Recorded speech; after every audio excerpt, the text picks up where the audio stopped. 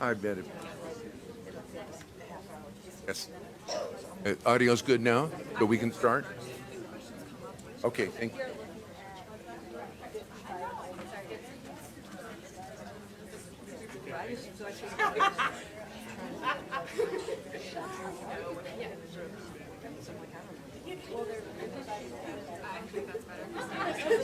Did we go with audio?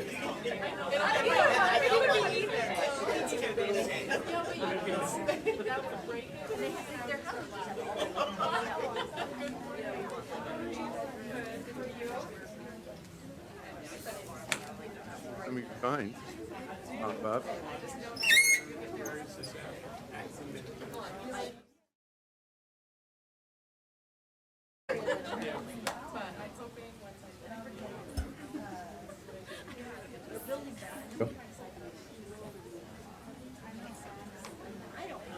Okay, good morning, everyone. I'm going to call this meeting to order.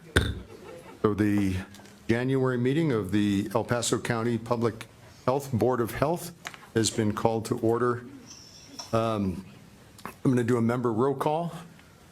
Start off, Ed Colas, I'm here, you can tell. Doris? Here.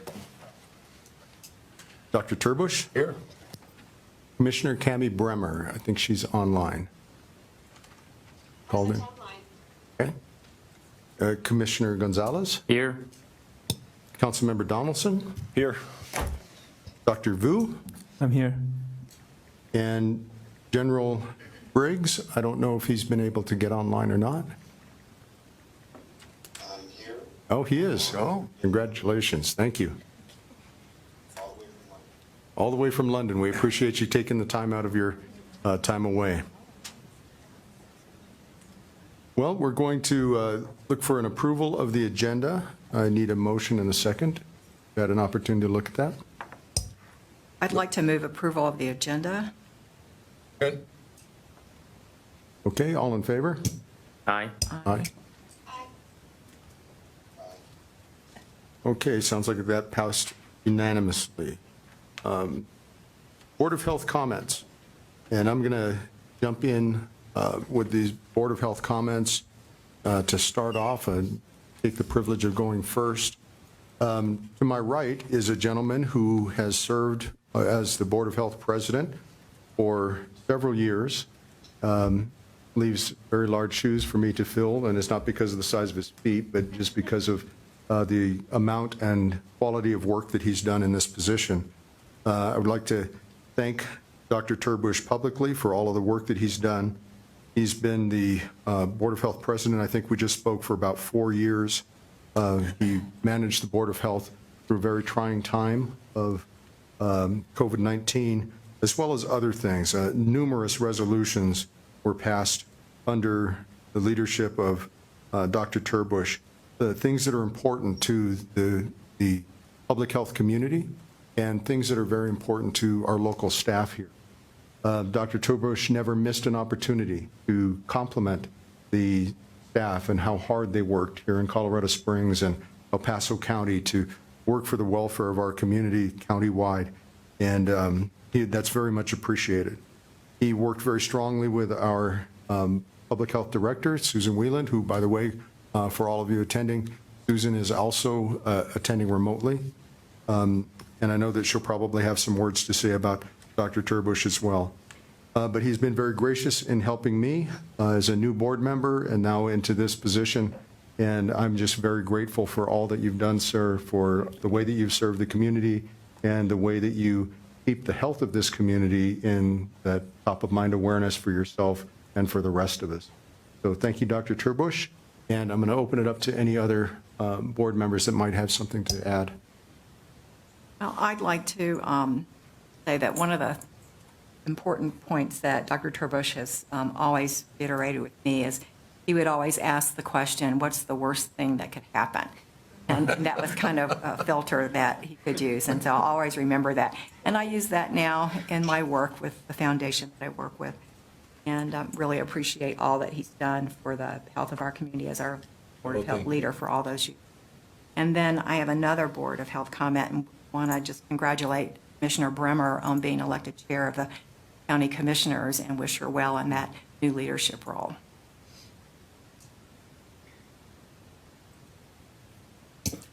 Thank you, Mr. Chair. I too want to thank Dr. Turbush, all the great things he's done for our community. I think I'm the last remaining oldest, longest serving now.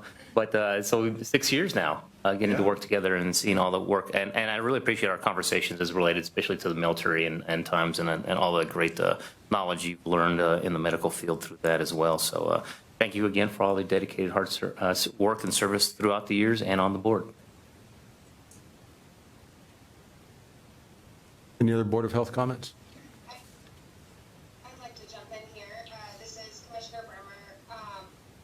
Ted, you said you started it off very quickly. I've been honored to work with Dr. Turbush. In particular, he always added a different and much needed perspective to the process of our interviewing workers. Your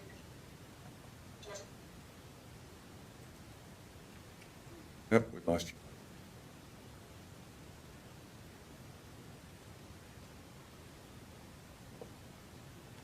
He is saying really glowing things about Dr. Turbush. They sound great. Heartfelt.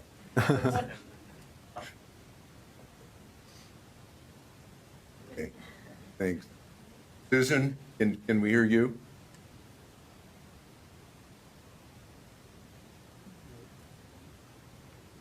Muted.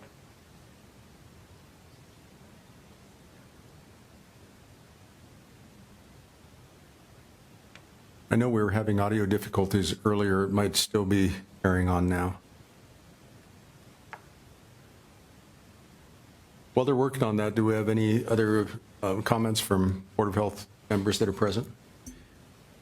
I also want to thank Dr. Turbush. You've been a mentor to me. Thank you. Yeah, thanks, Mr. President. Dr. Turbush, you welcomed me very graciously and friendly. When I first got to the Board of Health, then things got a little rocky during the COVID part of our journey. And I still think that's the duty of those of us on the board, is to give you our honest opinions, not to be a bunch of yes men or women. And I look forward to working with you, in the future, and coming up with good policies for the county in a nice, cordial relationship. And I look forward to it. So thank you for your service to the county and what you do here. Thank you.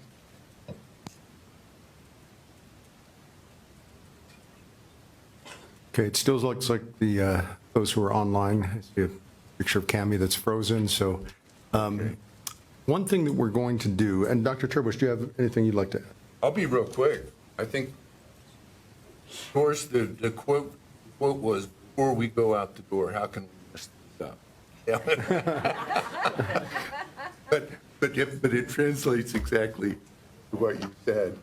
And I just wanted to say very quickly is that I'm very humbled, great to have served on as Board of Health President. I joined the Board of Health back in 2013. So you're going to have to put up with a little bit longer. My second 5 years in August, I'll still be. Hopefully. Good question. What an opportunity to serve. My dad said probably several times, Jim, what are you going to do with all that fancy? This time of president certainly worked those neurons. Glad I had experience. Quite honest, if I hadn't had a COVID, would have kind of felt left out. Not that a lot of thank yous. First of all, thanks to the other Board of Health members, and those of you remotely can't respond right now. And I learned much from each and every one of you.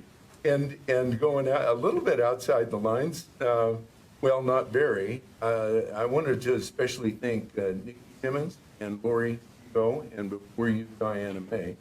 And I got to tell you, having a good lawyer at your side keeps you out of a lot of trouble. Doris, I wanted to thank you and for your help and, subbing on some of the, mostly just being there, solid person to bounce ideas off of. We met, well, every month for, the last 4 years, so it's been good to get to know you.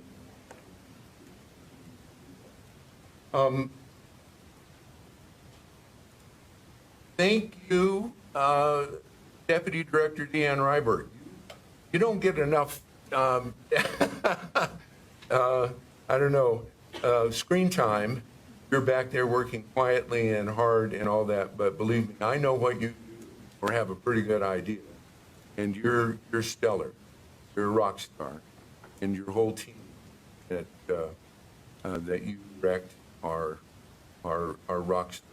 And if there's anything that I'd like to be remembered for, it is what Ted had mentioned. He cares about. That's the number one thing. Go away with. Thank you, Director Whelan.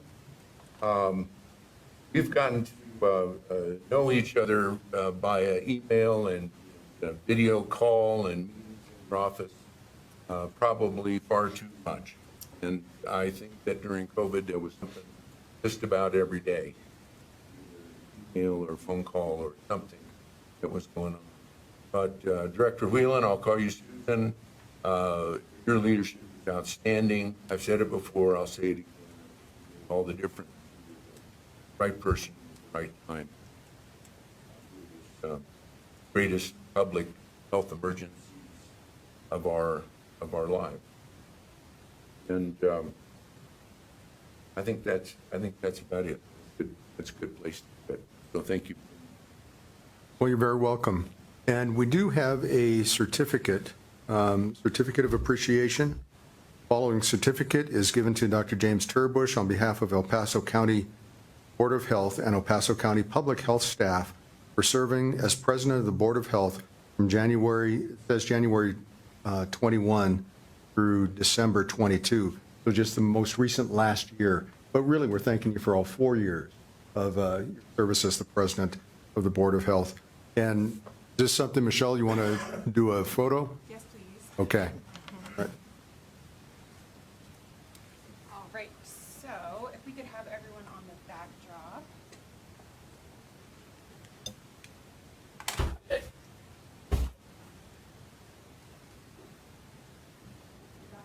Okay. And here, quit moving. Here, move this way No, or? I think.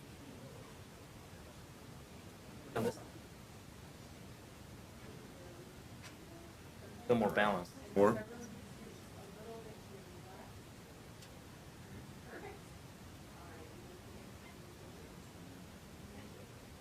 It looks skinny.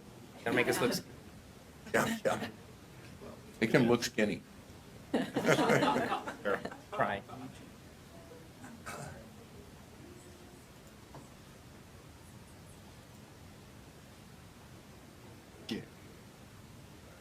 Thanks, sir. Thank you. Appreciate it.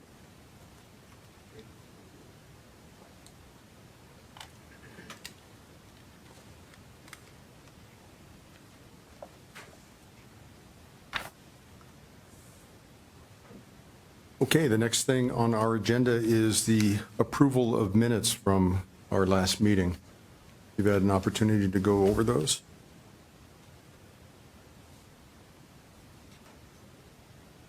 I move approval of the December 14th, 2022 Board of Health meeting minutes. I'll go ahead and second. Okay, all in favor? All in favor, say aye. Aye. Aye. Any opposed? Okay.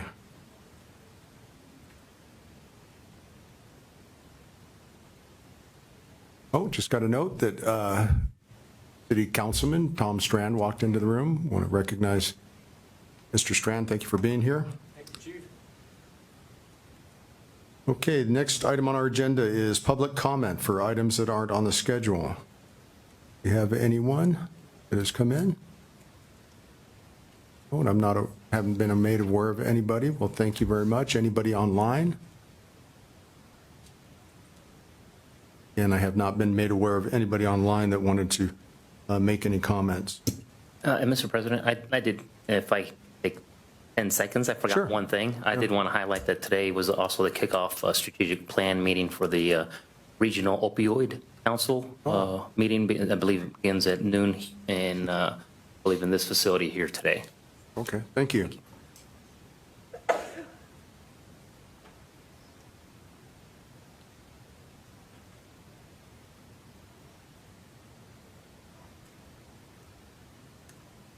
All right, next item on our agenda is finance and budget.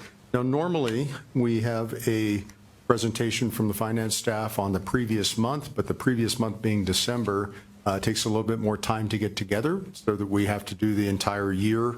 So we won't have that kind of a presentation this morning, and I hope that you understand why. That'll take place at our next meeting in February. We do have a contract that is up for us. Becca Barnhart with Youth Substance Use Prevention Planner is here to make a presentation regarding a new contract with the Colorado Trust Culmination Grant. Becca, welcome. Thank you. Is this on? It is. Oh, I can really hear myself. Okay. Good morning, everyone. My name is Becca Barnhart, and I am the Youth Substance Use Prevention Planner with El Paso County Public Health. I oversee Fountain Valley Communities That Care, which is a community-led coalition that works to reduce youth substance use in Fountain, Fort Carson, Widefield, and Security, which is an area collectively referred to as the Fountain Valley. In 2016, El Paso County Public Health received grant funding from the Colorado Department of Public Health and Environment to implement the Communities That Care, or CTC, prevention model in one of our communities. CTC was implemented in the Fountain Valley because of existing partnerships, community readiness, and a desire to impact youth substance misuse in the area. The City of Fountain, which is going to be on the slide here, I hope. There it is. The City of Fountain, which is highlighted in green on the slide, and the surrounding areas already had systems in place to effectively address youth substance use and demonstrated a willingness to implement changes that would help their young people achieve healthy youth outcomes. With the collaborative help of all involved in Fountain Valley CTC over the past 5 years, the Fountain Valley has enhanced its ability and capacity to make sustainable changes and create opportunities to reduce youth substance use and other unhealthy behaviors. Next slide will show some great data. Fountain currently has a population size of 29,495, with nearly 17% being young people ages 10 to 19. The Fountain Valley as a whole has a youth population of 11,070. And next slide, please. Fountain Valley CTC focuses on community-led efforts to improve youth outcomes. The CTC Coalition consists of community members, youth, parents, youth-serving organizations, local libraries, law enforcement, El Paso County Commissioners, thank you, Commissioner Gonzalez, religious organizations, healthcare representatives, and local public health, all of whom are actively engaged in planning and implementing strategies. The CTC prevention model is a 5-phase change process that uses evidence-based approaches to promote healthy youth development, improve youth outcomes, and reduce problem behaviors. For example, to prevent youth substance use, Fountain Valley CTC focuses efforts on increasing safe spaces in the community. Having access to safe spaces in the community is associated with lower risk of substance misuse due to an increased sense of connection to the community, and it also gives young people a safe space to spend their time and energy. In order to be effective, we actively engage youth in our efforts to prevent substance use. Youth input is gathered in numerous ways. However, most widely, we do this through the Coalition's Teen Action Board. Our Teen Action Board consists of young people ages 11 to 18 that are from Widefield School District 3 and Fountain Fort Carson District 8. They provide guidance and insight into how to effectively influence young people in the Fountain Valley. Our Teen Action Board takes pride in their work, and they help to influence their peers and collaborate with their community to create a healthier and safer community for both youth and families. In fact, their work has been nationally recognized, and we're very proud of that. El Paso County Public Health received national recognition at the National Association of Counties Conference for the Teen Action Board's work amplifying youth voice in the community back in 2021. And on the next slide, you'll see that CTC has benefited from 3 funding sources. The initial CTC funding has allowed us to create a solid foundation through community collaboration to address the issues of substance misuse and creating a safer community. Drug-Free Communities, or DFC, builds on the specific foundation by providing funding to enhance our community's ability to address 2 specific substances. The Colorado Trust Grant continues to build on that by allowing us to fund programmatic needs identified by the community and also carry out action items that are created by the coalition that require funding. Each funding source works in conjunction with one another and elevates our level of success in effectively preventing youth substance use in the Fountain Valley. By allowing us to increase community capacity to address youth substance use, CTC funding has helped us to create a solid foundation in the Fountain Valley. In addition to CTC funding, El Paso County Public Health received Drug-Free Communities, which you can see in blue there.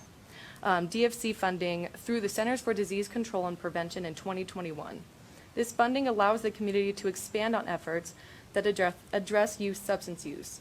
Although we have always focused on all substance use prevention and improving mental health among youth, DFC allows us to fund initiatives to effectively reduce the use of 2 substances negatively impacting our youth, taking into consideration Healthy Kids Colorado survey data, and as well as existing prevention efforts already addressing certain substances such as tobacco. The coalition decided to focus its efforts on reducing marijuana and prescription medication use, including fentanyl use. On the next slide, you'll learn about one of our community partners. One of our community partners that has been actively involved in CTC has been the Colorado Trust. The Colorado Trust is an organization committed to advancing the Connect Fountain project will work to increase community connectedness, connect youth and families to existing programs and resources that they might not be aware of, collaboratively create more safe spaces and opportunities for young people, and work with existing programs to enhance their ability to serve youth and families and meet those needs. By implementing this project as a coalition and collaborating with new and existing community partners in Fountain, we believe we can increase safe spaces for youth, a sense of community connectedness, and opportunities for youth and families. And on the last slide, you'll see that the Fountain Valley CTC Coalition has had numerous accomplishments to date, including efforts that work to build community capacity, strengthen that community collaboration, increase youth engagement and empowerment, and prevent youth substance use. In our first year of DFC funding, we collected over 270 pounds of unused and expired prescription medications in an effort to safely dispose of them. We also distributed 240 prescription medication lock boxes to families in the Fountain Valley to encourage safe storage of medications. Both initiatives were an effort to prevent opioid addiction from ever beginning in the home and also to prevent unintentional poisonings. Other notable accomplishments are listed on the slide. We at CTC are proud of our accomplishments thus far, and we look forward to building on our success through the Connect Fountain project. Thank you. Okay, and I think that I keep seeing Susan pop up there. I don't know if we'll be able to hear her. If she, Director Whelan, do you have anything you want to add to that?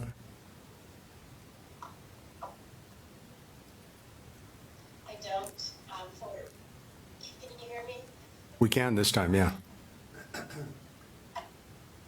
okay. I don't have anything to add to the great our team is doing related to addressing youth substance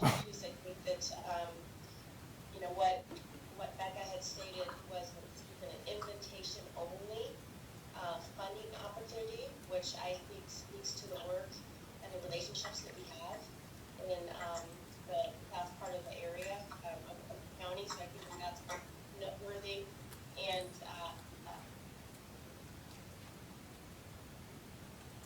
so my audio is a little bit different. Yeah, you're kind of fading in and out. Report, I will.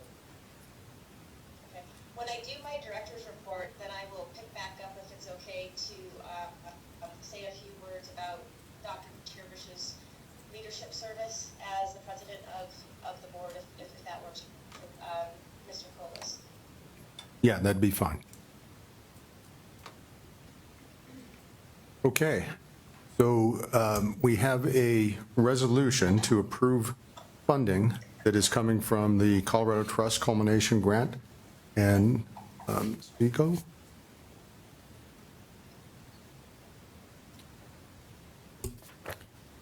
I don't believe we have, what is resolution? I apologize. Absolutely.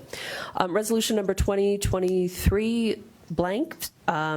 Resolution to recognize revenue and appropriate expenditures in the amount of $222,219 for the Colorado Trust Culmination Grant that will support the Connect Fountain project as contracted with the Colorado Trust. Whereas funding for the Connect Fountain project will work in conjunction with the El Paso County Public Health Fountain Valley Community That Cares program. The Fountain Valley Community That Cares program was recognized for their efforts in the Fountain Valley region for working with youth substance abuse and prevention and invited to apply for this grant. And whereas the FVCTC was formed in 2017 to address youth substance use, violence, and mental health. The coalition consists of community members, youth, and partner organization representatives actively engaged in planning and implementing strategies to enhance economic stability and promote healthy social and community contexts in the Fountain Valley region. The FVCTC will oversee the Connect Fountain project. And whereas the Connect Fountain project emerged from youth and family input, requesting more opportunities and programs that would increase community connectedness in the Fountain Valley region. In combination with existing action items created by the coalition, strategies were identified to meet this need for connecting the community to existing resources, as well as identify and implementing needed opportunities for positive youth development. And whereas the expected outcome for the project is to increase participation in existing programs, opportunities, and resources, increase community capacity to meet identified needs for youth and families, increase capacity of program and services providers to enhance youth and family engagement, and increase access to safe spaces and community connectedness. And whereas funding for the Colorado Trust Culmination Grant in the amount of $222,219 will be effective starting on January 1st, 2023, and will end December 31st, 2023. Now, therefore, be it resolved that the El Paso County Board of Health does hereby recognize revenue and appropriate expenditures in the amount of $222,219 to the El Paso County Public Health 2023 budget in the following manner.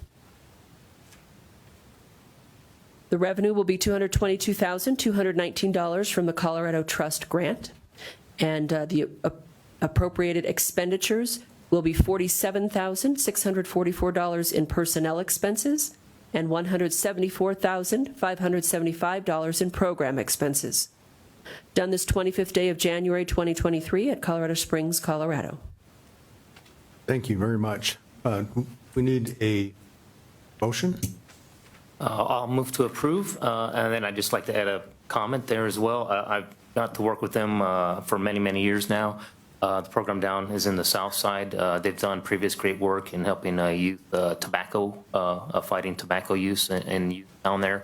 And I do know I was there at the drug take back as well, which saw, I think, a threefold increase, if not more, in terms of what was being dropped off. So doing great work down there, and so I fully support this.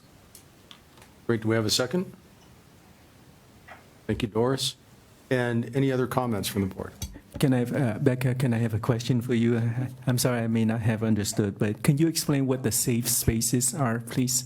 Yes, that's a great question. Safe Spaces through CTC is identified as a place where young people feel they can truly be themselves and they don't feel a pressure to use substances. So the way that it's kind of addressed through CTC is actually through a strategy that's called build public support for creating community spaces for youth. And the research that they have done through kind of surveying youth have said in like private places, such as friends' homes, sometimes school or parks, are where maybe we think sometimes that it's considered a safe space, but that's actually where they get kind of approached a lot in terms of substance use and that pressure. So they've addressed other places such as like Boys and Girls Clubs or the YMCA, where there are adults present, there's activities, they're more academically kind of pushed to really value academics. Kind of after-school programs like that tend to be considered among youth a safe space, and they feel they don't experience that pressure from maybe other youth to use substances. Does that answer your question? Yes, thank you. Yeah. Any other board comments? Yes. I'm not a board member, but it does appear that there are two action items, Mr. President. The first is to approve the contract itself, and then the second is to recognize the revenue and appropriate the expenditures from the contract. I apologize, I don't know which motion or which item Commissioner Gonzalez's motion was to approve. Okay, why don't we do them in order? State the first one again. The first one is to actually approve the contract with the Colorado Trust Culmination Grant. Okay. So moved. Okay. Second. All right, all in favor? Aye. Aye. Online there? You see two thumbs up from? Gotcha, thank you, sir. Do both? All right. And the second Thank you. The is? second item is the resolution that I just read, which is to recognize revenue and appropriate expenditures. Okay. We have a motion to accept. Move to approve. Second. Second, all in favor, say aye. Aye. Online? Got two thumbs up there. Thank you very much. Thank you, Becca. And it is a great program. I'm glad I got the chance to go down and visit with you guys now. Yes, thank you. A question for her. Oh, I'm sorry, Becca, we do have a question for you. Go ahead. Becca, has there been any conversation about expanding this to other communities within the county, like Manitou Springs? I know funding is always a consideration, but since it looks like it's very successful, didn't know if there had been conversation about that. Yeah, I don't know if there's ever been any, I don't know how to phrase it, of like really professional conversations about it, but I have had a lot of people approach me in other communities asking about this funding and asking how to procure that funding, kind of other communities in El Paso County, so that we can they can build off of the success that we've had in the Fountain Valley. And truthfully, like being so involved in this program for 2.5 years now, I think it should be everywhere.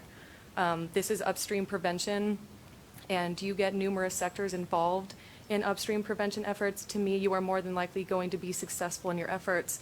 And if that means that we're creating a safe space and a safe community for young people, I want this to be everywhere personally, and I hope that other communities can procure this funding. Yeah. Thank you. Yeah. Any other questions? I'm sorry I ran. Okay, thank I you. think you're free now. Thank you. Okay, looking at our agenda, that takes us to new business. Yes, please. I just wanted to mention that Becca is scheduled to present to the Opioid Council, our Region 6 team, and there are going to be opportunities to learn from the work that they are all doing, because it is a gold standard, very effective prevention model that Becca talked about, numerous different efforts and then different funding sources.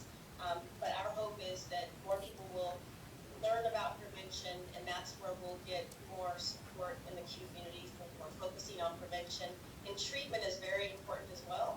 And there's different collaborations and relationships with that. But I did want to highlight that she will be presenting, and Becca, I think, is probably going to run to that meeting today, but she is sharing the great work that they're all doing around prevention. So our hope is that it expands. Thank you. Thank you for letting us know that. Takes us to new business, and we have a resolution to adjust compensation for our public health director. Okay. Resolution of the El Paso County Board of Health. Whereas pursuant to Section 25-1-508-5C1 CRS, the El Paso County Board of Health, or Board of Health, has the power and duty to employ a public health director for El Paso County Public Health, or Public Health, to serve at the pleasure of the Board of Health as the administrative and executive head of public health. And whereas Susan Whelan currently serves as the public health director for public health, and whereas the Board of Health evaluated Ms. Whelan's performance during her annual review held on December 14th, 2022, finding her work and leadership to be exceptional and having no concerns. And whereas the Board of Health noted in particular Ms. Whelan's emphasis on collaboration with community partners, her innovative approaches to addressing public health issues, and her efforts in building, empowering, and supporting a skilled and dedicated public health workforce.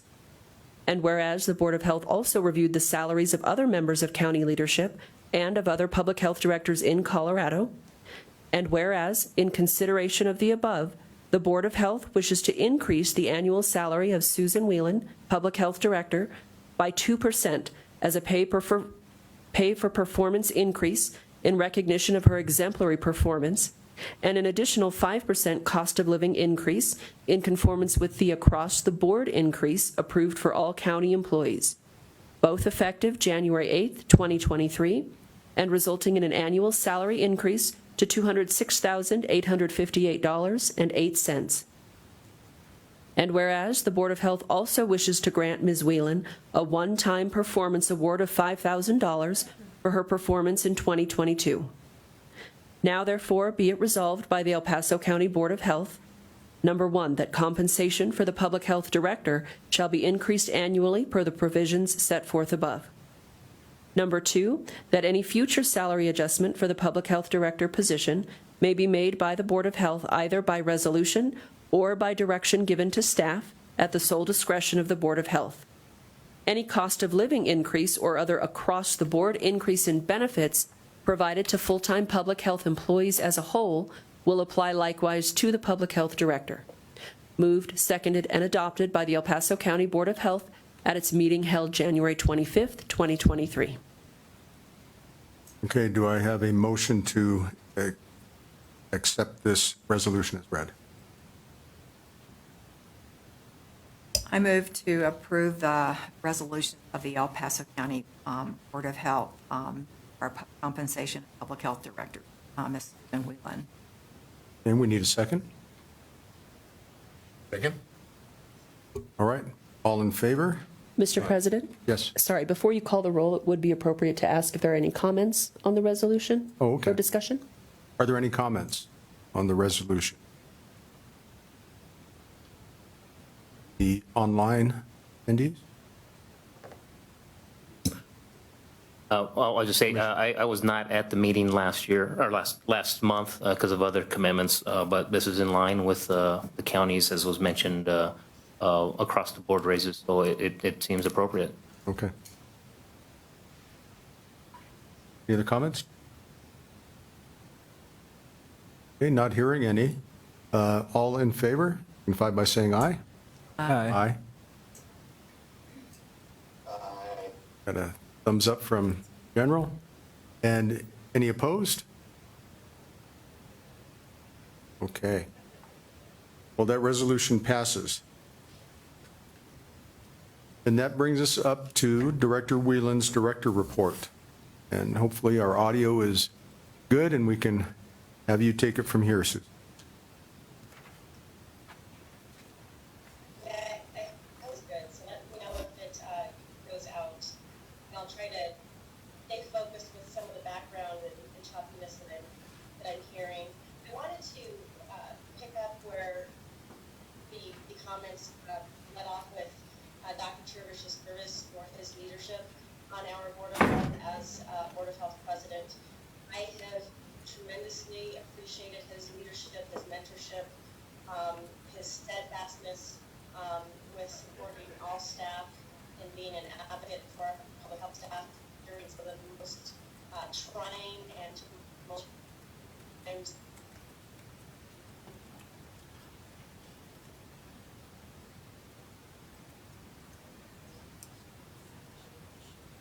Again, Susan, it looks like we've lost you.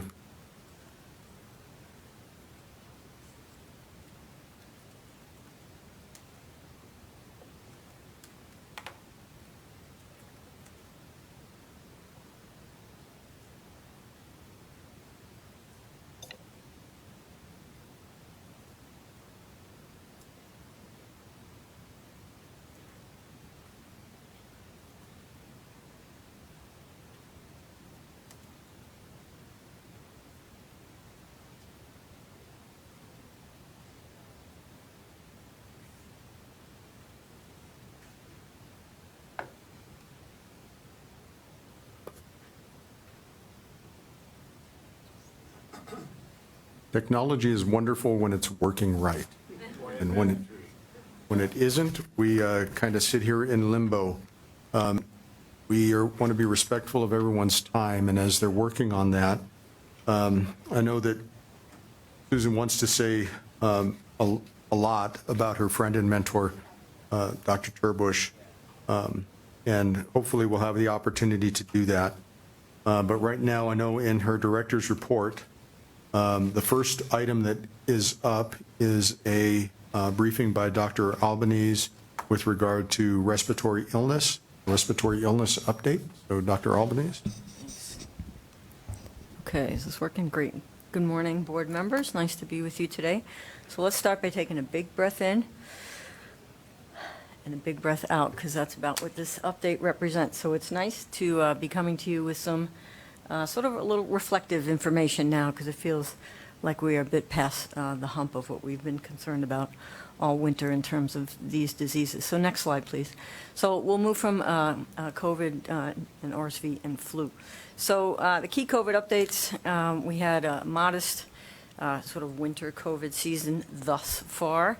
But for the most part, the indicators that we're monitoring, cases, the percent of tests that are positive, hospitalizations, are for the most part decreasing. It's been a wobbly season if you just sort of look at the trends, but we appear to be hopefully steady on the decline. There's been a lot of regional variability that we'll talk about in a second in terms of what's been going on with cases and hence the variants. And so the CDC continues to monitor the variant data. The Omicron variants are continuing to be the show for the past 12 plus months. We have a new alphabet soup. We're up to X, believe it or not. So this XBB 1.5 has now become the dominant variant. So all the B's have sort of faded away, and now we are in the X's, and so we're going through those letters. And there's a lot of regional variation around the country. Why do we care about XBB? Here we go.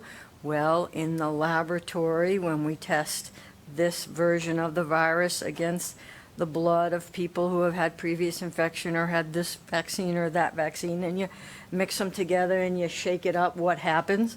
What we want to happen is that the antibody bonds to the virus and gives us evidence that would kill it, right, as part of the immune process. And this one, just like what happened with the other earlier Omicrons, show that it doesn't bind as well as before. And there's also concern that the manner in which this virus infects cells in our bodies, that it could be more catchy. These are exactly the characteristics that we've seen in other variants. It tends to sometimes escalate. It tends to sometimes be similar. This variant has escalated a little bit, making us worried about things. But the bottom line is we can do this in the laboratory, and then there's us. There's real people, and we have to see how this virus behaves. So it's relatively the newer one. We've only had it around for a few weeks or so in our region. We don't have the data yet to see if the outcomes, right, the health outcomes of people infected with this variant will end up being different, even though in the laboratory there are things that we're paying attention to. That's the bottom line. Next slide, please. So this is a pie of the percentage of variants circling around the regions that are in the country in the background. So you can see the Northeast, as it's been with the other Omicron variants, kind of starting in the Northeast, and then it will march our way eventually. So what are we observing in the Northeast? Well, They were wondering whether there might be more hospitalizations. They were wondering whether there might be more severe disease. It's just simply too early to tell. Are we going to have more XBB 1.5 in Colorado? Yes, we are. Do we know whether that's going to cause us a particular problem? We don't. So next slide, please. So where we are right now with our 7-day average of COVID cases since September of last year, you can see that the average rate is still continuing to decline. We'll see if there's some intersection once XBB 1.5 gets here in greater proportion, but right now the trends are looking favorable, so we'll see what happens. Next slide, please. This is our El Paso County hospitalization data, and you can see on that graph in the center of the slide, which is since the end of December. Again, you sort of see this wobbliness, but generally decline in hospitalizations. And again, hopefully this persists. We've had, we're hoping people still try to get their Omicron bivalent booster. We know that people are still getting infections and we have some natural immunity. So we still know that this is impacting older persons. So none of those characteristics really have changed in quite some time. So collective fingers crossed that we get through the rest of this winter season without too many problems. Next slide, please. Really, I think the big story of the winter all along has also been about RSV. We've been talking about this for a couple of meetings now. Through last week, we've had over 2,300 hospitalizations. This has been a big impact on children. We've had many, many outbreaks in pediatric settings. This is a pediatric disease and really relative minimal problems in long-term care facilities, which is the opposite of influenza. Next slide, please. So I wanted to just reflect on what the RSV experience has been likely in Colorado. So this is data from the Denver metro area where we track RSV hospitalizations of all ages. On the bottom are the calendar weeks. It begins in and around September and October. On the left side of the graph moves on through into the middle of the year. So we're in the winter months. That current season, it pretty well stands out, right? These are hospitalization rates. Pop, wow, wow. Early season, big disease, lots of impact on kids.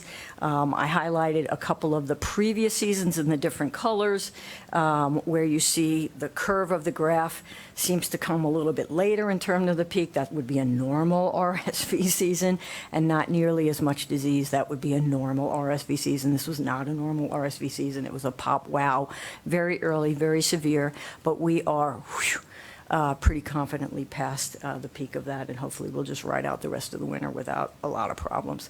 Next slide, please. This is the pediatric curves, right? So again, the pediatric hospital admissions are driving the trends in these graphs. You can see again this early peak coming in October and November for RSV.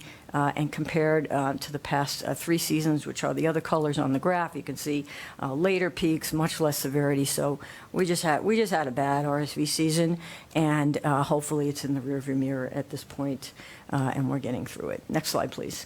And just to do a little bit of comparison between last winter season and this winter season with flu, RSV, and COVID. RSV is in green, flu is in blue, COVID is in orange. These are pediatric hospitalizations. You can just see we had some experience with these viruses last year, except flu, which is in blue last year. On the left side of the slide was kind of non-existent compared to the other two, right? But we had some RSV, we had some COVID, okay?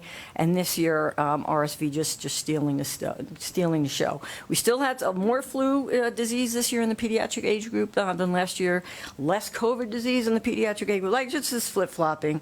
But again, the story this year was RSV in kids, and particularly in toddlers, and particularly in infants for RSV disease. So again, thankfully, we're moving past that, and all the pediatricians and everywhere in the state are just also breathing a sigh of relief. Next slide, please. So let's move on to flu season. Again, this is flu hospitalizations, also what we carefully track in El Paso County and in Colorado. And like RSV, a little bit of a wonky season, right? We talked about, so in pink, that line is the current season. The calendar is on the x-axis. We're talking about increase in October and November. This peak looked like it occurred around mid-December, which is probably 4 to 6 weeks early than normal, right? So we had an early flu season. We had a moderate flu season, right? Some other years are on this graph in the blue and the green and the orange where it fluctuates a little bit. No doubt that it was early.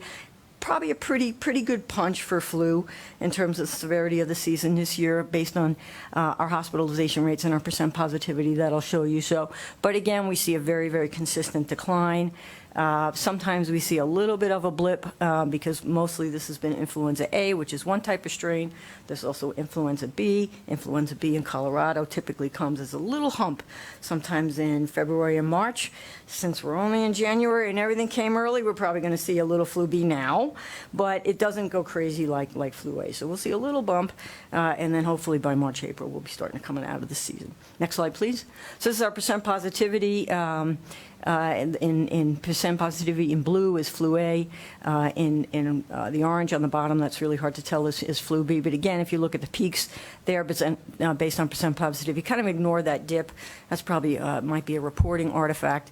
But basically, again, peaking around mid or so December. So for all of us who are betting on when we might have peak flu season, go ahead and start paying out now, because I think we pretty well know what happens. So next slide, please. So this is statewide flu hospitalizations, and just showing again, comparing this season across the state compared to previous. So to the left of the slide labeled current flu season is what we're going through now. That other big peak in blue, that was 27-18.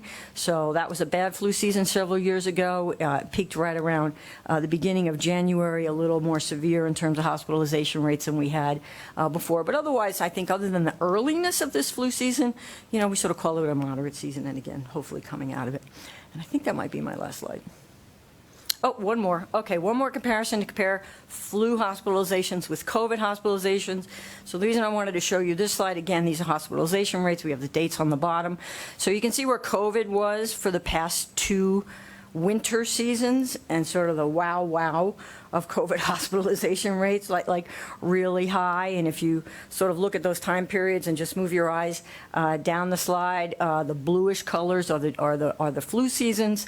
And again, just COVID just took over, right? Just relatively speaking, this is with whatever prevention measures that we were trying to do, even with the changes of social distancing and quarantine and isolation and trying to use vaccine and trying to use masking, this disease still hit us really hard. This is what a pandemic does. Hopefully we are looking at all of this in the rearview mirror, and it really, it's only now in red is our current COVID disease rates. I'm going to point this way. Right here, right? And that red trend just tells us, you know, for this season, it's sort of like mapped head to head with flu almost, right? Like, so for finally, after 3 years of this pandemic, we had a COVID winter season. That may be what our norm looks like in seasons to come. This virus is not going to go away. We'll likely have it next year. We'll see what our public health approaches will look like in terms of vaccine and so forth come next winter. But we sort of had a head-to-head flu and COVID season. Okay, we're paired up, added to the list of things that will circulate in the winter moving forward. So that's probably what we're looking for next year. But again, thankfully, sigh of relief. Hopefully we're getting out of this season, and we can look forward to the spring and freshness and blooming. Thank you. I think this is my last slide, and I'm happy to take questions. Thank you. Okay. Any questions from board members? Question. I have a, what's with the price of eggs? And you can kind of see where I'm pulling the thread on this. What types of influenza are we seeing? Well, so for human diseases, Yes. we have influenza type A, and there's different strains based on 2 other letters, our alphabet soup, H and N. And then there's a type B, which also has a couple of different strains that circulate every season. So we learn from what we think is going to circulate in the northern hemisphere, hence the United States, from what happens in the southern hemisphere during our summer. And so that data is what the World Health Organization uses, and the CDC and the FDA uses to try to construct our influenza vaccines. And so last February, they were observing what was happening on the other side of the world, and they put our vaccines together. And so for the most part, what they predicted in the vaccine is what's ended up being circulating. So there were no surprises for the human disease that we're experiencing now. By the way, the FDA is trying to set up the same type of program for COVID, so that we narrow things down to one type of COVID vaccine. That's it. not a whole bunch of different flavors, one type. They're going to try to, the proposal is that they try to do their prediction in June of each year, have the vaccine manufacturers create their formulation, so by September, we have the vaccine that we think will cover what will likely circulate. We get vaccinated, we get through the winter, so they're trying to normalize it on a similar schedule that we do for influenza. So that's a little aside. So I think what Dr. Turbush is referring to is bird flu, right? So flu infects many mammals and birds, not just us, right? We have pig flu, we have bird flu, we have human flu. So there is an avian influenza that has been circulating pretty heavily around the country. That's called H5, right? So the human is called H3, H1. The avian influenza is labeled H5, so it's still within the influenza family, but a different structure of the virus. And so this virus has been plowing through bird flocks all over the country. We have it here in Colorado. We have it here in El Paso County. And so for the most part, it sort of likes to stick with birds. It was not good for birds, not good when they infect poultry. And then you have, poultry hang out like birds hang out together. We hang out together with humans. It's worse in birds, right? Like they can transmit to each other very, very quickly. You can have bird die-offs very, very quickly. And so that's what's been happening. And when it happens in the agricultural industry, we end up having a spillover, I guess, Dr. Turbush, into the economics of poultry and eggs and so forth. And so I'm not going to try to explain what's going on with egg prices, but that's what I'm reading as well. I think you just did. Thanks. Yeah, so, but again, I'm not an economist. So anyhow, so we do have concerns, though, because what we don't want to do is have those viruses enter into the human population, and then we have yet another new strain that people haven't seen before. Oh, my goodness, I'm not going to say the pandemic word again, right? Like, so this can sometimes be the origins of influenza viruses causing pandemics. If you have something that used to be in a different type of animal or bird species and then gets passed over into humans, and we're like, we've never seen this thing before. And so we run into an issue. And so we pay attention to bird flu, and we pay attention to bird flu in Colorado. And sometimes if we've had humans who have been interacting with these infected flocks or birds, they get monitored, they get tested, just to make sure that we're not showing evidence that it's in fact being introduced into the human population. So far around the country, it has not. There's been a lot of bird death, and there's been, as of yesterday, the day before, one human case that's been documented. So let's just keep that separation. They do those things, we do our things, and we just keep it separate. Thank I hope you. that answers your question. Thank you, Dr. Albany. I do have one question for you. Early on in the season, when the RSV and everything was at its peak, it was reported that there was a shortage of antibiotics to treat these diseases. Now that the peak has fallen, are we seeing those supplies come back? Are you aware of any of that? Yeah, so I think there were a couple of things. So this is impacting the pediatric population, and so it ended up having kind of a relative shortage of over-the-counter medication to help treat symptoms, and even things like Tylenol, right? So, and so I don't know if that was just a mix-up with supply and demand or some production issues, but it's rebalanced. The antibiotic issue was sort of a little bit weird because we don't use antibiotics to treat these viral infections, right? Antibiotics don't work for viral infections, but you can get sometimes when you have a viral infection that make you more prone to ear infections or sinus infections, for which you want to use some antibiotics. And so even the basic antibiotic like amoxicillin, there was a relative shortage, but I think that's also starting to correct. So it was just sort of kind of things that aligned at the wrong time. Thank you. You're welcome. Other question? Anybody online? I don't think we could hear him anyway, but thank you, Dr. Albanese. And President Colas, if we could try one more modality to have Susan be able to participate in this meeting with us. Sure. I have her on speakerphone, so we'll see if we can hear Susan this way. Sure. Director Whelan? Okay, let's try this as a backup. Can you hear me now? We can. Board of Health and folks, if I can get a thumbs up. We can hear you. Thank you. Okay, wonderful. Thank you so much, Dan. Appreciate it. So picking back up related to my comments around Dr. Turbush's leadership on the Board of Health, and then we have another presentation for my director's report.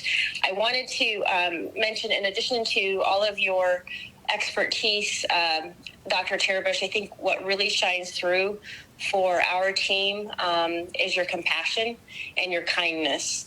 And I did want to acknowledge many of our staff have signed on to a kudos board, and we'll share this at expansive in another time, but at the town hall. But I did want to read many of the comments and that of appreciation and thank you. And one of the comments is, thank you, Dr. Terbush, for your support of and encouragement to our staff at El Paso County Public Health. I always felt you wanted the best for the citizens of El Paso County as well as the public health staff. And that's from one of our nurses, Carrie Learns, in our immunization program. Another one is thank you for your dedication and your promoting and supporting the health and wellness of our community, from Brittany Rifle. She is our youth and health wellness representative.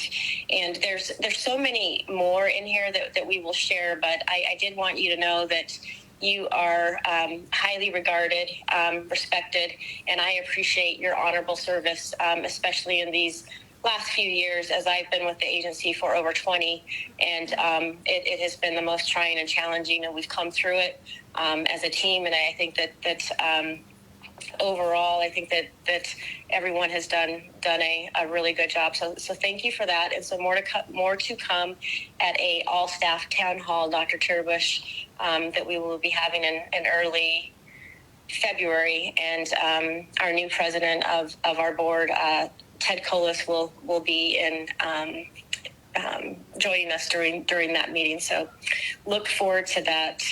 A couple of other comments before we jump into the last presentation is I did want to thank all of the board members that were present at the UCCS commencement speech that I provided mid-year. That meant a lot to me, that you all were able to take the time and join me in that event. And I know some of you had let me know, due to your busy schedules, that you weren't able to make that, but that meant a lot to me. So thank you so much. That was really a wonderful experience, and it was so nice to have you all join that event with me. So thank you so much for that. The last presentation that we have is, I believe, an extremely relevant topic with what we're seeing around the nation and experiencing in our own communities, the need for emergency preparedness and response, and a strong effort from our agency that focuses on our public health responsibilities. And so we have Janelle McNair, our Emergency Preparedness and Response Program Manager, who is going to provide some information on our specific area of responsibility. And I am incredibly pleased to share that our agency, due to the hard work of our emergency preparedness response and their leadership, as well as our entire staff, with the value that we place on emergency preparedness and response, that we have received and achieved national recognition through Project Public Health Ready for 2020 through 2027. And our agency has to meet rigorous standards for this achievement. And if you all remember, we had Lisa Powell with us, who has served numerous years with emergency preparedness, and her leadership has been invaluable to the success that our agency is involved in. And so wanted to recognize our El Paso County team and our entire staff, as when there is a emergency, we shift our duties and we prioritize what we're responding to.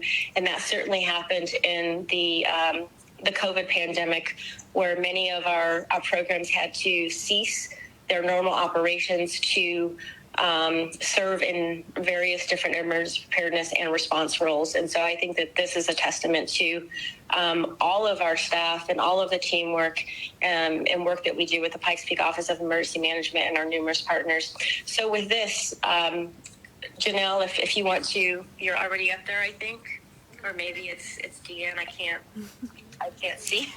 She's on her way up. Okay, wonderful. But, there's a variety of public health responses and where our lanes of responsibility are, and so I wanted to provide more information on what that looks like, because it's so important that that you all know that the role that we serve in, and that with every different aspect of emergencies that we are responding to. So, Janelle? Thank you so much, Susan. It's good to see everybody again this morning, too. Hi, I'm Janelle McNair, the Emergency Preparedness and Response Program Manager here at El Paso County Public Health. And I have had the opportunity to stand up here in the past and tell you about our program. But today, I really wanted to provide you a brief overview of how public health fits into the overall emergency management structure for El Paso County. Next slide. So we have what I've referred to as the National Response Framework before, and it is the guide on how the nation responds to emergencies and disasters. It is built on a scalable and flexible adaptable framework, which we have also adopted at the state and local level, the National Incident Management System. So within this system, there's also what we call emergency support functions. These are organized into groups, and they provide personnel, resources, facilities, equipment used in a response. So within El Paso County, we have what is called 15 emergency support functions. El Paso County Public Health falls within Emergency Support Function 8, which I'll refer to now as ESF, which is the public health and medical. Within that group, or that emergency support function, we have several partners that we work with regularly through response, through planning, training, exercise, evaluation, and that includes our local hospitals, our emergency medical services, our coroner, our Medical Reserve Corps, our behavioral health partners, and partners from our South Central Healthcare Coalition. Also, obviously, working very closely with our Office of Emergency Management. Next slide. So here you can see an overview of the 15 emergency support functions that the Office of Emergency Management coordinates, and this is how we are organized in a county for emergency response. So we're right in the middle there, public health and medical services, and each of these groups has, as I mentioned in the previous slide, specific capabilities, authorities, personnel, resources that would be appropriate for activation during an emergency response. So emergency responses are scalable. They can be something very small where it's one organization responding, and they can be very large, such as the Waldo Canyon fire or the COVID-19 pandemic, where there are numerous agencies responding. So the agency that would take the lead on something would be where their appropriate capabilities and authorities would lie. So, for example, if there's a wildfire in the county, public health is not going to lead that event. That's going to be our fire service. Public health may be called to support the event, but we would not necessarily be the lead. Likewise, if it's a disease outbreak or an event like a pandemic, you wouldn't want fire leading that event. You'd want public health leading it. Sorry, all right, I better change course. So something, for example, like a lost hiker, you've got search and rescue. A hazardous spill on I-25, we have our hazmat team.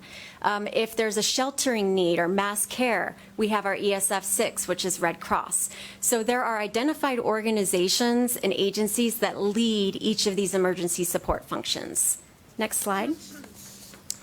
So how a lead versus support agency is determined is based on the incident, and it can come about different ways. So it could be, a fire starts and 911 and CSFD responds, and if the incident continues to grow and they need additional resources and support to the incident, they could then ask for assistance from our Office of Emergency Management and request resources, capabilities, support, personnel through the Emergency Coordination Center. So the incident commander at that scene is requesting activation of the Emergency Coordination Center to assist with resources. The Emergency Management Coordination Center will determine which agency should be activated based on the slide I just showed you previously to support that type of an event.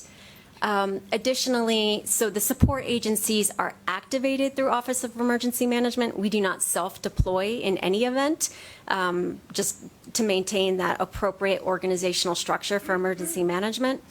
And I wanted to point out as well that while, wildfire is a great example to use for incident command in the field, our incident command for public health actually is within this building. So we would set up incident command in our department operations center, and we would establish our incident command structure. So the location can differ depending on the event. So for public health, it's often a very sustained long-term response. And for other events, it may be something that can start and end, within an hour or, a few days. But public health is something that we've seen through the pandemic that can last quite a long time in that incident command structure. Next slide. So public health is the lead agency for disease outbreak. For communicable disease, it's where our authority, our personnel, our expertise lies. And it is the expectation that public health would lead a public health response to that type of an event. So we would take the lead and have many times some examples up here for the hepatitis A response, which was right before the COVID-19 outbreak, and most recently the monkeypox response. Like I mentioned, we establish an incident command structure just as any other agency would for an event, and we manage our response by objectives. So we develop our incident action plans, we set up an appropriate structure which is scalable and flexible. It may involve the entire agency, as the COVID-19 pandemic did, or it may be a smaller scale where only certain sections are activated, like immunizations and communicable disease and public information. In all of these responses, we participated with, obviously, the epidemiological investigation, pharmaceutical interventions, non-pharmaceutical interventions, public information and education. All of these things are part of this response, and working with lots of different partners. So hepatitis A worked very closely with the homeless outreach team. For the COVID-19 pandemic, worked very closely with everybody. That was definitely a whole community approach there, and monkeypox with partners for targeted communication and outreach as well. Next slide. So a lot of things happen in the county, and they're not always a disease event. So we are a support agency to many things that occur. There's a health and medical component associated with almost all emergencies. And so when we are requested to support an event through the Office of Emergency Management, we will activate as the Emergency Support Function 8, and we will work with all the partners that I mentioned previously, our health and medical partners. We've talked a lot about Club Q. That was a very, the most recent event that we supported through coordination of behavioral health resources, and we are still heavily involved in those conversations. Additionally, something like the Waldo Canyon Fire, our agency was involved with creating reentry guidance for residents that were returning to their homes for cleanup and food spoilage, manning the Emergency Support Function 8 desk at the Emergency Coordination Center. Environmental Health did well inspections. So there are so many different departments within our agency that have a role to play in these responses as a support entity. After a fire comes a flood. So with that, our agency participated in the Disaster Assistance Center, provided immunizations, tetanus vaccines and shots. And so lots of different areas in how we support as an agency. In December alone, we were heavily involved with coordination of the behavioral health resources for Club Q. Maintaining that situational awareness of the pediatric RSV and in constant communication with our children's hospital. We did prepare a medical surge tent in the event that it needed to be quickly deployed. Luckily, they didn't need to utilize that resource. Also maintaining situational awareness of the migrant situation that was occurring right around the holidays with the pending expiration of Title 42, which did get extended, but we had a responsibility to lean forward and plan for that. So we reached out to Denver Health in being prepared for if a bus shows up in the middle of the night on Christmas Eve, we had a plan to get us moving in the right direction. So, and then additionally, the Ebola travel monitoring was continuing throughout that month as well. The World Health Organization did just call an end to that on January 11th, but working with communicable disease who would receive information from CDPHE, Colorado Department of Public Health and Environment, and we would then filter that information to our hospitals so that they have situational awareness on how many travelers were being monitored within the county. So pretty busy month of December. Next slide. So moving into 2023, as Susan mentioned, we're extremely proud to have earned the re-recognition through Project Public Health Ready. We are currently one of 2 health departments in the state that holds that recognition. We are working to facilitate our quarterly trainings with our El Paso County Public Health staff as we're kind of moving into this renewal and, being able to recover, and we're in that preparedness cycle where we're going back into updating our plans, and we're doing our training and exercises. We have several community-wide exercises that we'll be participating in, such as the medical surge exercise in May and the full-scale airport exercise in September at Colorado Springs Airport. We're also proud to be presenting our Emergency Preparedness and Response Onboarding Guide at the National Preparedness Summit in April through the National Association of County City Health Officials. So a lot to look forward in 2023.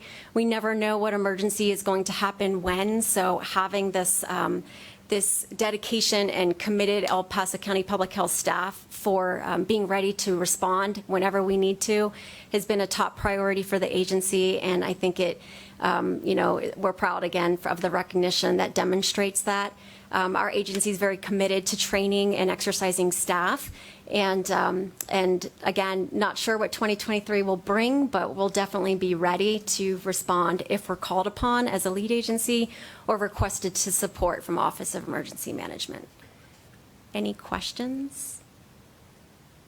I don't have a question, but I just want to say thank you for the work that you're doing. In my previous line of work, we called it keeping the axe sharp, right? You don't know when you're going to use it, but it needs to be ready when you do use it. Yeah. And the preparedness, the training, the exercising, the things that you do to prepare so that when the community really does need you, you're ready to jump into action. And that goes for everybody that fills every one of those 15 ESF functions. It's important work. And again, you don't know when you're going to use it, but when you're called upon, being able to have relationships already formed, to know people, to know contacts and resources that you can contact at a moment's notice in the middle of the night to get the support that you need, that doesn't happen by accident. That happens through a lot of dedicated staff time. So I appreciate the work that you do to keep our community safe. Thank you. Thank you. I see a hand up in the audience. Councilor Strand, come on up. I'd like to ask Ms., and I'll come up to the mic. Hi, Ms. McNair. Hi.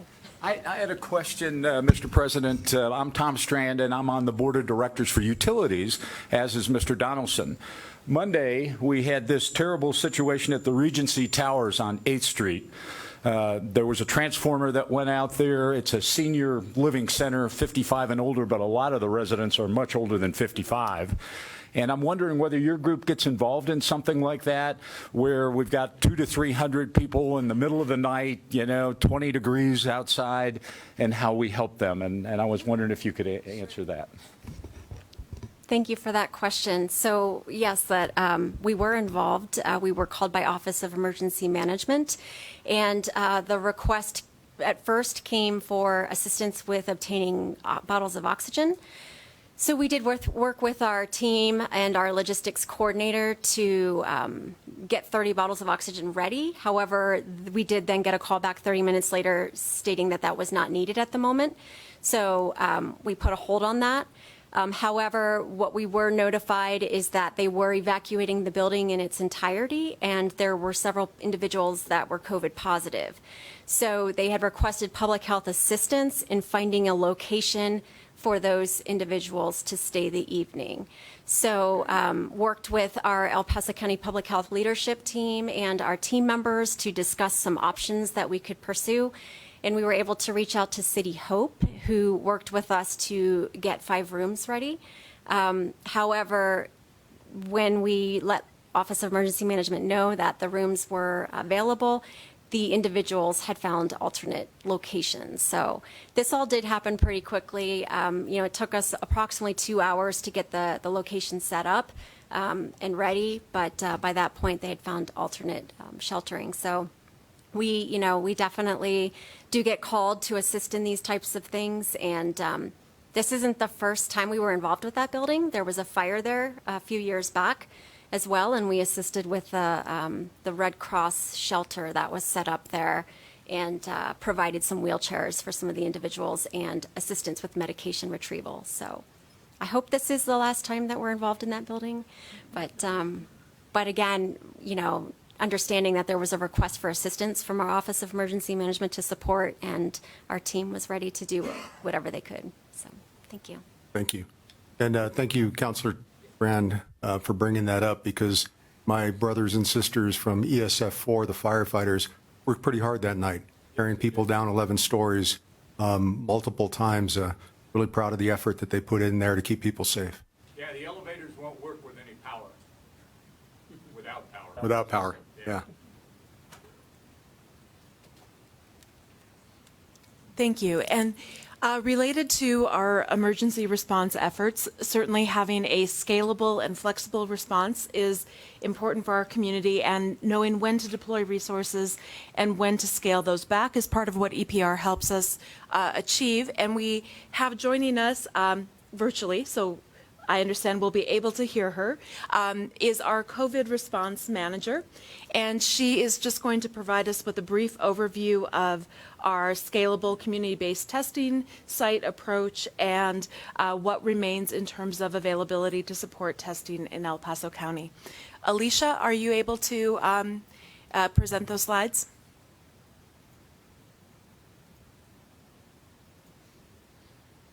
Do we have audio for Alicia? Okay, it appears that we're still having some challenges with the audio, so if I could ask for you to advance the slides, and I will try my best to fill in for Alicia. Can you call her on the phone like you did with Susan? Do you have her number handy? Okay.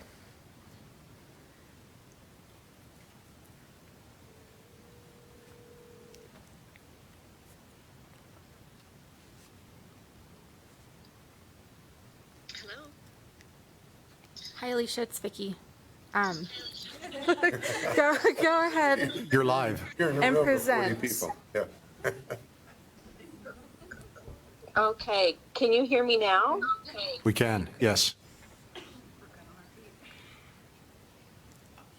All right.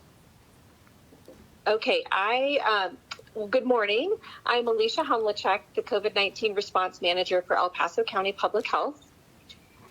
And I am going to present a few updates regarding COVID-19 testing in El Paso County. So in partnership with the Colorado Department of Public Health, El Paso County provided free COVID-19 tests at community-based testing sites from August 11th of 2020 through January 15th of 2023. Over the course of the pandemic, additional testing sites were added at different geographic locations across the county in an effort to reduce barriers and offer free and convenient access to COVID-19 testing to El Paso County residents. The total number of COVID-19 tests performed at the community-based testing sites was 429,521. Next slide. Additionally, our El Paso County Public Health Lab ran 9,616 tests during the 2021 to 2022 timeframe, utilizing a targeted testing capacity for outbreak settings. The EPCPH lab remains available for COVID-19 testing should the need arise. We also ramped up distribution of home test kits in preparation for the closure of community-based test sites. All three El Paso County Public Health sites have test kits available for ongoing distribution, and we continue to increase distribution events in the community.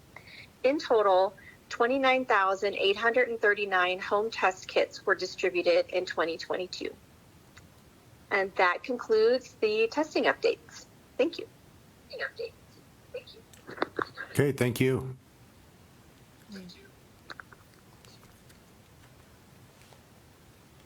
Thank you, Vicki. Thank you, Alicia.